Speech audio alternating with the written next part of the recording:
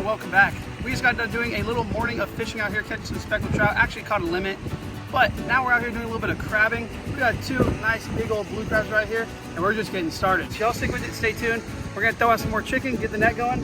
Let's see if we can fill up this cooler, because hey, we're already making some headway. Okay, so there's a bunch of different ways that people crab. They set out whole entire crab traps. They use those little nets where you tie the chicken in the middle, you can lift it up and they're already caught. Or what we do is we have to take some string, and you can use yarn, twine, whatever. A lot of people use like twine for crabbing, but I just use like 40-pound fishing line. It's cheap. You can get a ton of it for like $5. And yeah, so we're just gonna take a little bit of this. I like to do about 3 arm lengths, maybe like 15 feet, somewhere around there, depending on the depth that you're crabbing in, how far you want to be able to throw this out. But right here, we're just dropping it right off the edge, and it's like 5 feet deep max. So we take that. Now we gotta fight this crab for our chicken. Give me that chicken, boy. We're just gonna take a chicken leg. Go over to Food Town, guys. You can get about 12 chicken legs for like $3. It's insane. Take our chicken leg right here. We're just gonna tie like a double or triple knot around the end. Nothing special. Boom. Boom. Boom. That's not a polymer or anything fancy. Just get your chicken on there. And all you do is literally just drop it in the water, tie it off to a pole, a rock, whatever you got, and you're crabbing. And then whenever you're done, don't forget, go back, cut your lines, pick them back up. You don't want to leave all this string in the water. It's just not good. So let's see if we can catch some. Okay, so this line's super tight. Don't know if y'all can see it. Christian's gonna pull it in. I'm gonna do the net job and camera work. He said it feels heavy. Get the net down in the water under him. You're gonna lift him up to the surface. Big old crab, dude. That's a huge crab. Looks rusty under the bottom. Yes, sir. That's a big old crab right there, guys. Let's go ahead and throw him in the cooler. Okay, y'all check out this line right here. It looks like a guitar string. It's so tight. There's definitely a crab on there. I can feel it.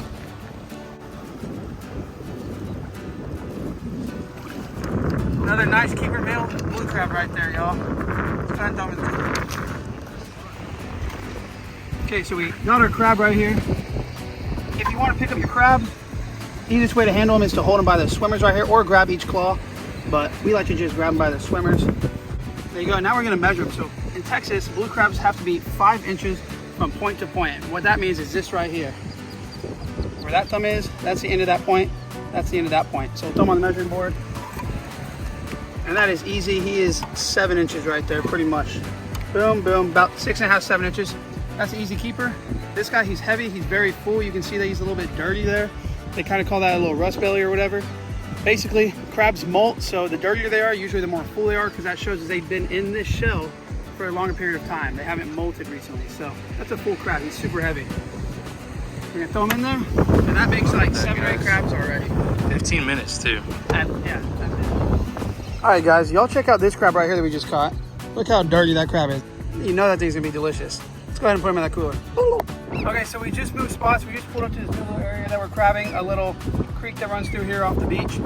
Y'all check that out. 2 beautiful crabs right there. And this is the perfect example of a rust belly and then not a rust belly right here. You can see how clean he is. And this crab weighs a lot less than this one. Just holding it, this one's like 2 to 3 times as heavy as this one. But we think we caught all the crabs at the last spot because they just went dead after like 20 minutes, and we caught like 12 crabs. Now we moved over and 2 more big ones. Yeah, actually, 3. Oh yeah, 3 big ones. Show them in Kevin's little box. Take a look. We're killing it today with the crabs. Another one in there. I don't want to get too close, but yeah, he's in there. We know. We'll dump that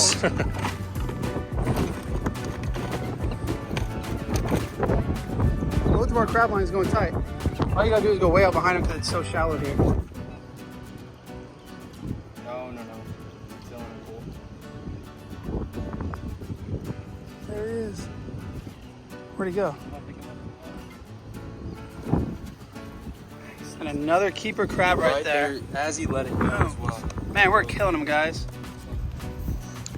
Okay, so I put 2 crab lines out here down this little trail. We're gonna check them real quick, and this is actually gonna be our last time checking the lines, and then we're gonna head out. Here's one right here. About to pull it in. We'll go check the far one first, but this is gonna be the last time, and then we're going to head out. And we'll see you all back at the house to cook up these crabs. We've had a great day so far. I know I didn't record a lot, but I mean, we have at least like 15, 16 crabs in the bucket, and all really nice sized ones. So Let's go back to the house to cook them up. So we're back at the house now. It is the next day. I've had the crabs on ice overnight. They're still all completely alive, and we're about to steam them up and do a little, blue crab boil or blue crab steam. So we're just gonna crack a beer, pour it in the bottom of here. Any beer you want. Cheap beer so you're not wasting a good one. That's just gonna give it a little bit of flavor. We're gonna throw in a little bit of vinegar. This is gonna help to soften the shells up, make them easier to peel. Just a little bit. And then we have a little bit of water in there. So we are gonna be steaming these crabs, not boiling them. I don't have a steam rack, so I just filled up the bottom a little bit, as you can see right there. And then, of course, like the first 3 or 4 crabs are gonna be in the water, so they'll get boiled, but the rest will be nice and steamed up.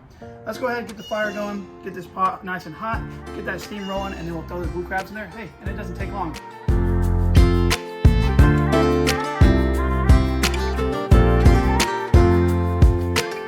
Water is steaming there. It doesn't take long whenever you only have like an inch of liquid in the bottom of the pot, but it's rolling. I add a little bit of seasoning in there. Let's go ahead and start laying these crabs in. As you can see, we got a nice full cooler. I'll check out the size of this crab. And like I said, they've been on ice. They're not dead. They're just asleep and chilled out right now. Some of them are more lively than others. But we're gonna take them. We're just gonna start layering them down in the pot.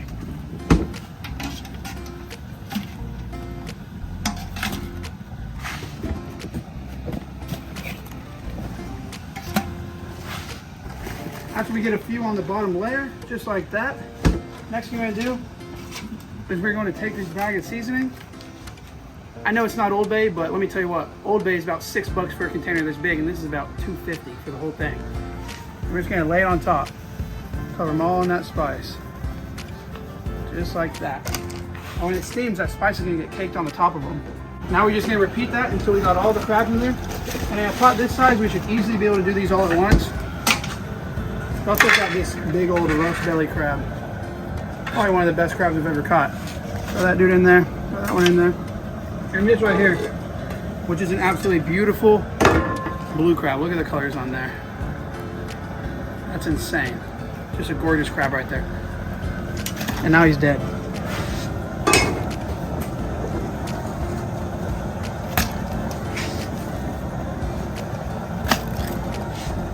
Same thing with the next layer, get them in there, season them up, and then we'll do one more.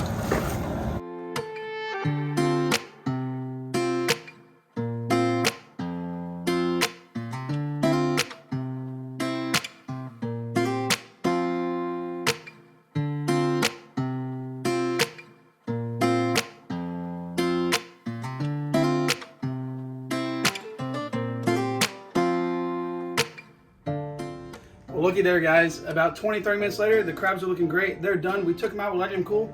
Right here, we have a nice, beautiful crab lollipop. Let's go ahead and take a bite of it. Always got to dip it in the butter. Y'all know how it is. A little bit of whipped butter on there. It gets no better than that. Something that you can go out, catch pretty much anywhere in Galveston, and honestly, way better eating than a dang speckled trout. Cheers. Never gets old, guys. I'll never get tired of eating fresh Texas blue crab.